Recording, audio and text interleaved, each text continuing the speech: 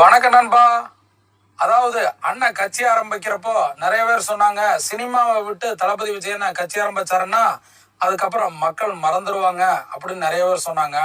ஆனா இப்போ மக்கள் அந்த சினிமாவையே மறந்துட்டு முழு நேரமா அரசியலை பார்த்துட்டு இருக்கிறாங்க. டிவி சேனல்ல நாடகம் படமெல்லாம் எதுவுமே கிடையாது. முழுக்க முழுக்க நியூஸ் தான். எல்லாத்து வீட்லயும் கதறல் சத்தம் ஜாஸ்தியா இருக்குது.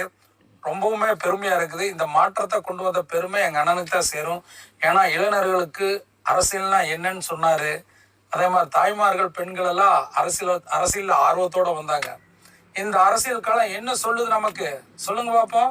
என்ன சொல்லுது? சாதாரண மக்கள், ஏழை மக்கள், எளிய மக்கள், நடுத்தர மக்கள் கூட சட்டமன்ற உறுப்பினர் ஆகலாம். ஆனா திமுக அதிமுக அப்படி கிடையாது. மணி, காசு, பணம், துட்டு இருந்தாதான் சீட்டே வாங்க முடியும். அதுக்கப்புறம் மக்கள்கிட்ட இறைச்சி